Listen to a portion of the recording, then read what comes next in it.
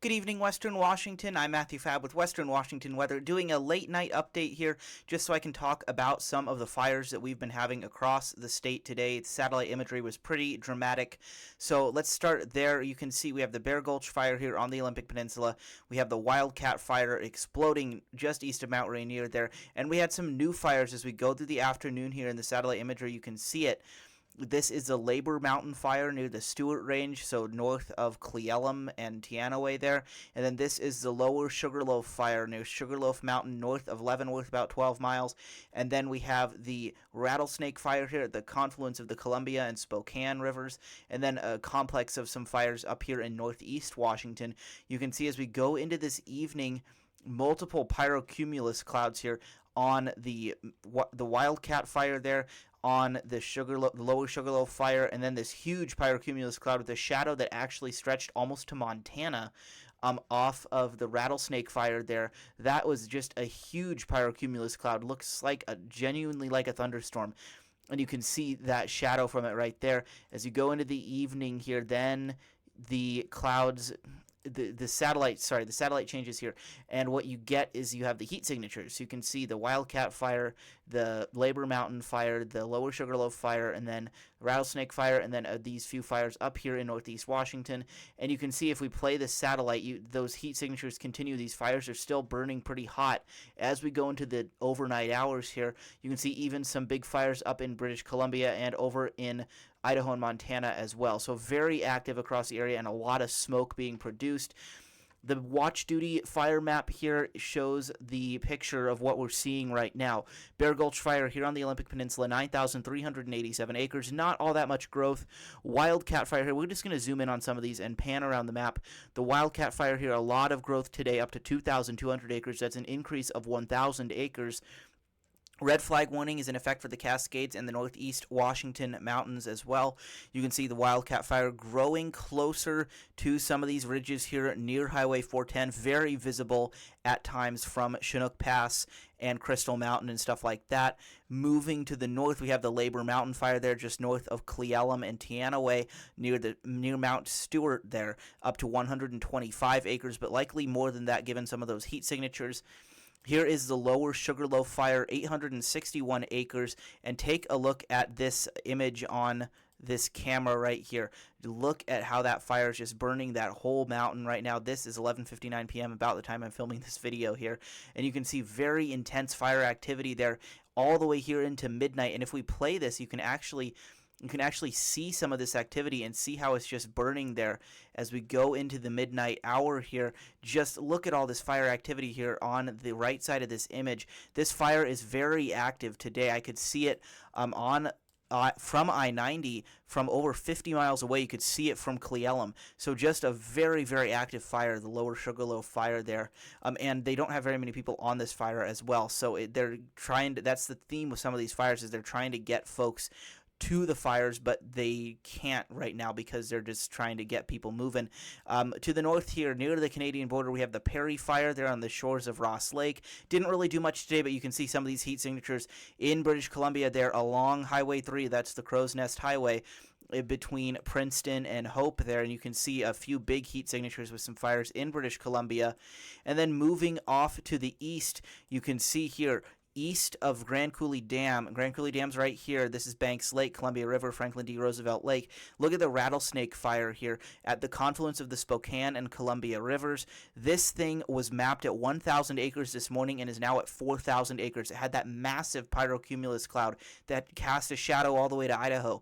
And look at the amount of heat signatures on this fire.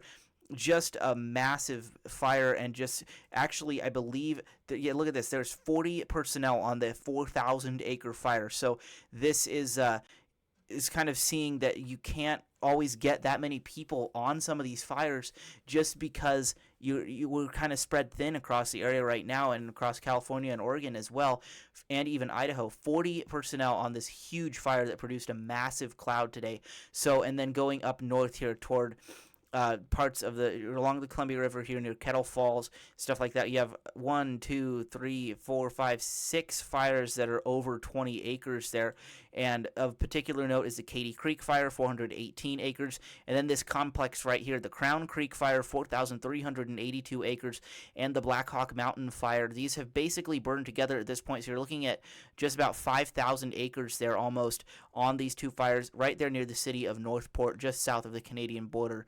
So it's very interesting to see how these are burning as well, producing a lot of smoke as in that area. And then the Tacoma Creek Fire there on the Stevens-Ponderay County line, burning up to 200 acres as well. So you can see the situation is pretty clear here.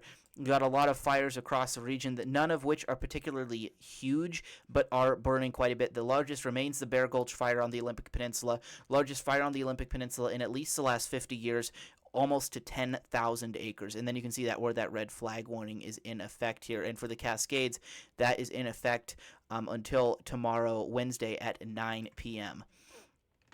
So now going into some photos I got today. So this is the incredible view from the, this is not my photo, actually. This is a screenshot that I posted.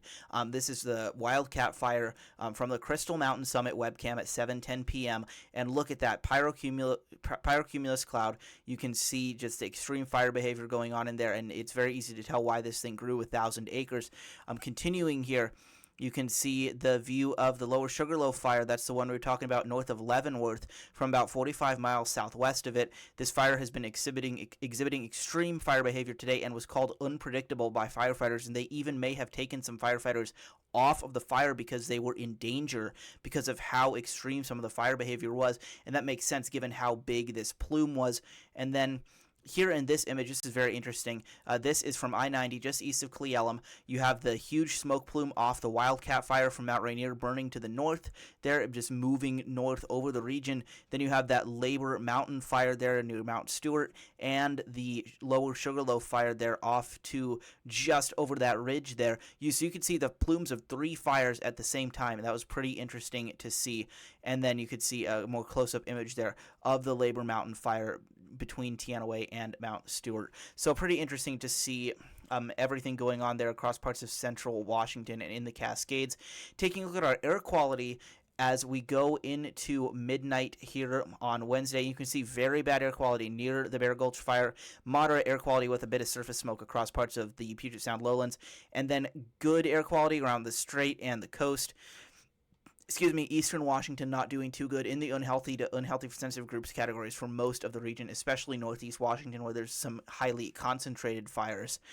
Air quality situation will remain more or less like this over the next couple days, though we may have some worsening air quality at times. So we'll take a look at that here in just a moment. First, the vertically integrated smoke. This is smoke aloft.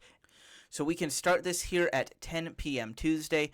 Going into tonight, you can see some smoke from Oregon moves up across western Washington, and we don't really get much activity in terms of the smoke plumes all the way into about Wednesday morning there, and then we start to get some fire activity going 10 to 11 a.m.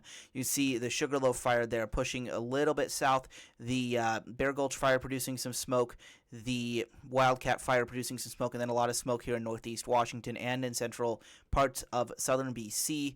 As we go into the afternoon, another smoke plume off the Wildcat Fire, more smoke plumes off the Lower Sugarloaf Fire, and then the Labor Mountain Fire, and then you got these ones in northeast Washington as well, producing a lot of smoke moving to the east, and the Bear Gulch Fire even producing some smoke. You can see that some of the smoke from the Wildcat Fire is likely going to drift over Puget Sound, producing some pretty heavy smoke aloft as we go into 9 p.m. Wednesday, and you can see all this smoke just kind of, once the diurnal winds kind of cut off, then the smoke aloft just kind of sits there and moves around overnight. You can see that kind of swirl in there as the northerly winds start to kick in, southerly winds start to kick in. But first, some winds aloft are going to be a little bit easterly, dragging it into an upper level low offshore here as we go into the day Thursday.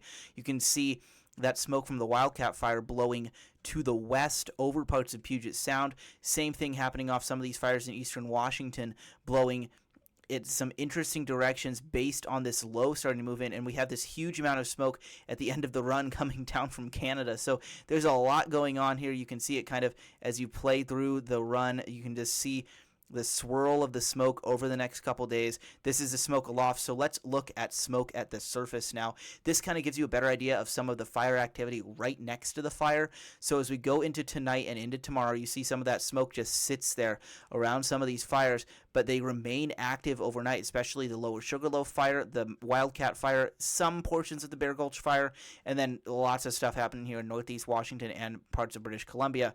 Going into Wednesday morning, you can see that we start to by about mid-afternoon, you get some of the wind starting to kick out to the, you can see with the us cooling down a little bit, we get the low offshore that starts to bring some of that onshore flow, which is preventing us from getting too hot in terms of temperatures across Puget Sound, but that is a topic for another video.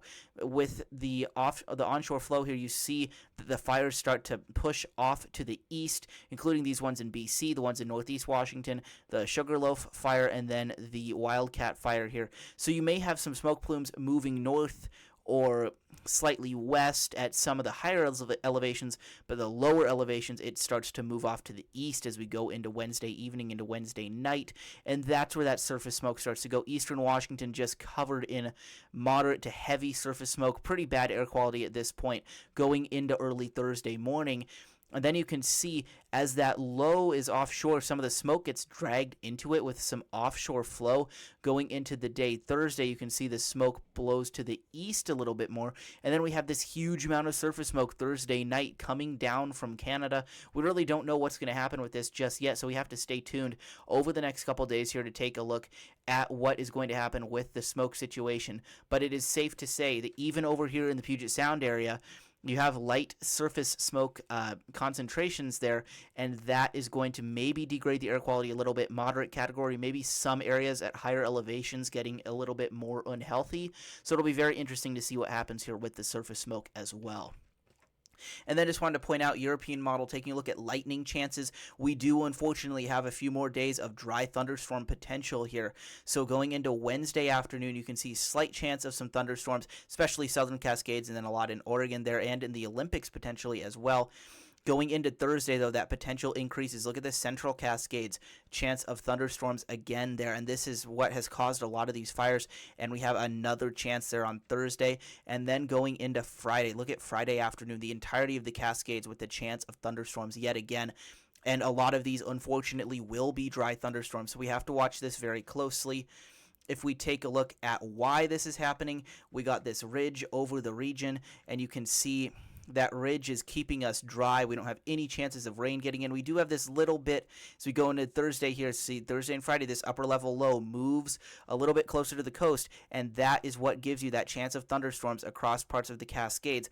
But unfortunately, it's still pretty dry, and you don't really get very much rain with those thunderstorms.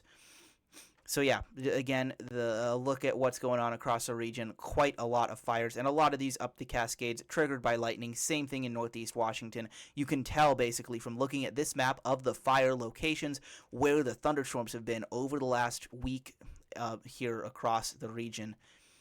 And then the Pacific Northwest, 7-day significant fire potential. You can see a lot of areas in Oregon, these zones are going to have the high lightning potential. And then NW08, that's a central North Cascades there, has some high lightning potential as well. And overall, almost every zone, including in the Puget Sound area, has elevated risk, suggesting a moderately high risk for significant fires. So it's not a great situation across the region. Lots of smoke, lots of fires, and a lot of potential impacts with it as well. Also, just wanted to mention here, putting this at the end of all my videos, Western Washington Weather merch shop is online. 10 days left for 25% off. Just wanted to point this out. Some cool designs with the logo here. Go and check that out. Link is in the description below. And be sure to subscribe to Western Washington Weather here on YouTube. We now have the option for super chat and super comments, which means that you can donate some money here to help the channel continue growing and to help me increase the quality of what I'm doing here in terms of the different videos and weather that I can show you guys. So I'll talk about that more in some future videos, but that is something you're able to do now. And also be sure to join the Western Washington Weather Facebook group and follow me on Twitter and Blue Sky. The links to all of these and the merch store in the description below. So thank you all very much for watching, and I'll talk to you all in another briefing very soon.